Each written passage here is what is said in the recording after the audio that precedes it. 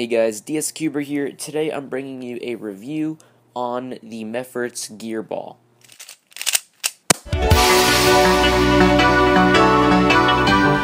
Gear Ball that I got only cost me $25 from Marbles the Brain Store, which is quite a steal considering the Mefferts website sells the exact same puzzle for $36.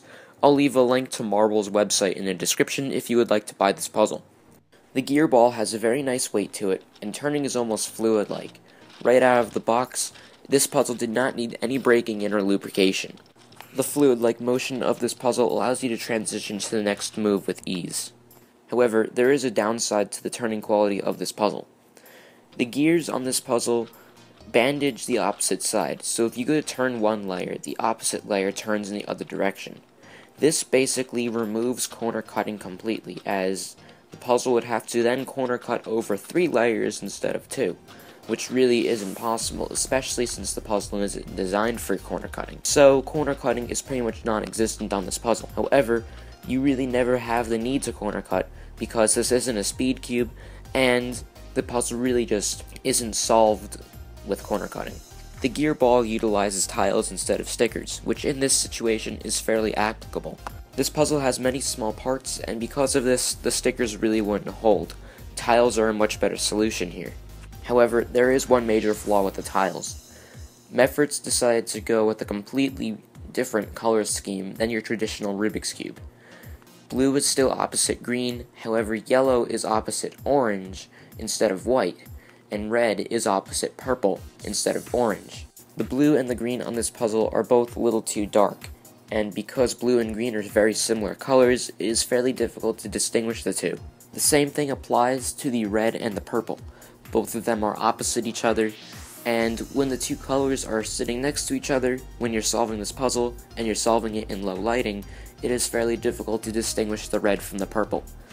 And for the same reason as green and blue, red and purple are both fairly similar. I would have preferred that Mefferts went with a more standard color scheme and used tiles. This would make the puzzle much easier to see and distinguish varying colors. However, the tiles are really the only major flaw with this puzzle, excluding the corner cutting, which really isn't usable here. Overall, I find this puzzle extremely enjoyable to turn, and it is very stress relieving.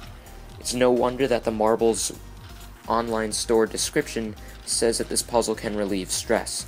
Just turning the puzzle is extremely enjoyable, even if you're not trying to solve it.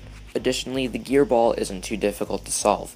If I were to rate it on a scale of 1 to 10, with the standard Rubik's Cube being a 5, the Gear Ball would probably rank a 3.5. So it's not too difficult, and it's fairly easy to figure out. Now I will go on to the puzzle rating and recommendation. Overall, I give the Gear Ball a 9.7 out of 10.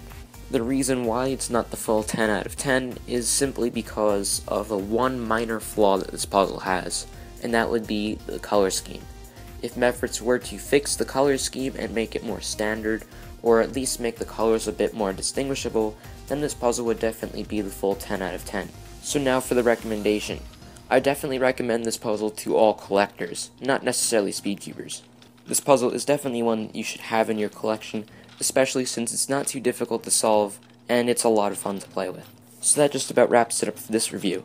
If you guys enjoyed it, be sure to drop a like and also hit that subscribe button. I try coming out with new videos as often as possible, so if you subscribe to my channel, then you'll be notified next time I upload a new video. I'm also always open to new suggestions for future videos, and suggestions can include videos that you want to see or puzzles you'd like to see me buy. So if you have any suggestions for future videos, be sure to leave them in the comments. Anyway, thanks for watching this video, and I'll see you next time.